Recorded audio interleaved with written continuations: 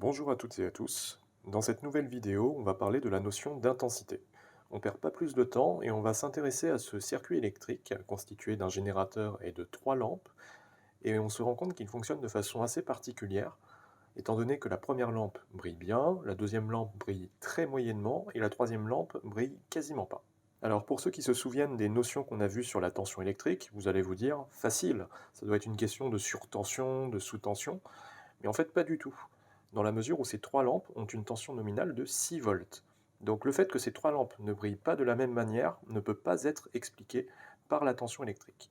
En électricité, il y a en fait une autre grandeur, c'est l'intensité du courant électrique. Le symbole de l'intensité est la lettre grand I, son unité c'est l'ampère, et pour mesurer l'intensité du courant électrique, on utilise un ampèremètre. En réalité, il s'agit d'un multimètre qu'on utilise parfois en mode voltmètre quand on a besoin de mesurer des tensions électriques, mais là en l'occurrence on va l'utiliser en mode ampèremètre pour mesurer l'intensité du courant.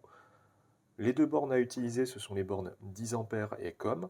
On rentre par le 10 ampères et on sort par le COM. Et au niveau du calibre, je me mets sur le calibre 10 ampères qui est écrit en rouge. Dans un circuit en série comme celui-ci, l'intensité est liée à la vitesse à laquelle circulent les charges électriques dans le circuit.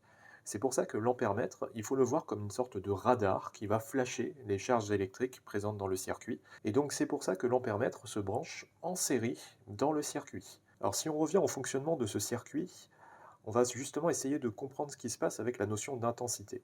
Donc on va mesurer l'intensité à différents endroits dans le circuit, et finalement on se rend compte que l'intensité est partout la même dans le circuit.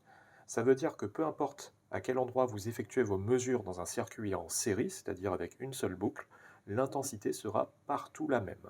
En d'autres termes, les charges électriques circulent constamment à la même vitesse du début jusqu'à la fin du circuit.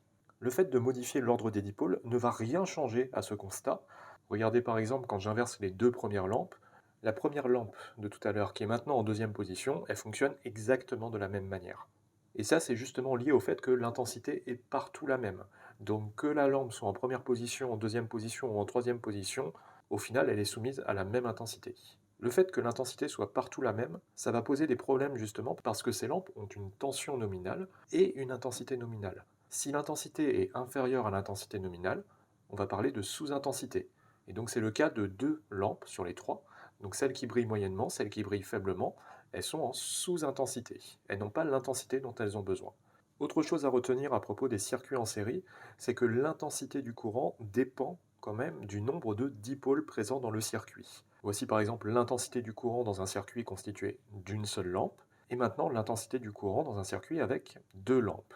Toujours en faisant une analogie avec la vitesse, dites-vous qu'en fait, dans le circuit avec deux lampes, il y a plus de trafic, comme si on était sur une autoroute avec plus de trafic, notre vitesse diminue. C'est la même chose dans les circuits en série avec la notion d'intensité.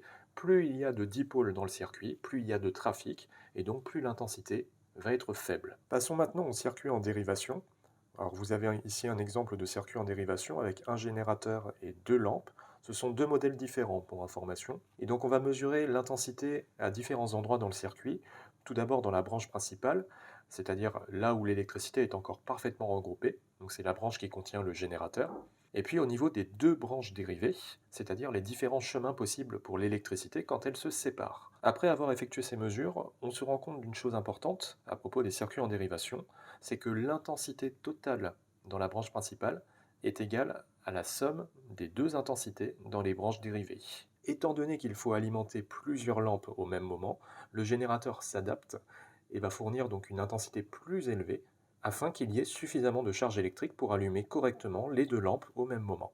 Si on rajoute une troisième lampe en dérivation, cette fois-ci il va y avoir trois branches dérivées et une fois encore l'intensité totale dans la branche principale va être égale à la somme des intensités dans les branches dérivées.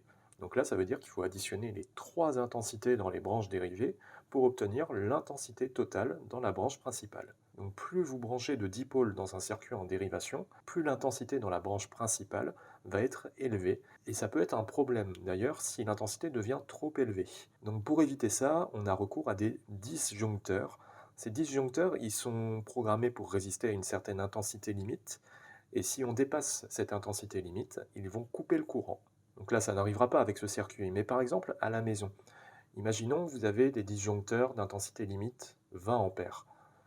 Si vous branchez trop d'appareils au même moment, en particulier des appareils très consommateurs en électricité, il est tout à fait possible que l'intensité totale dans la branche principale devienne supérieure à l'intensité limite du disjoncteur.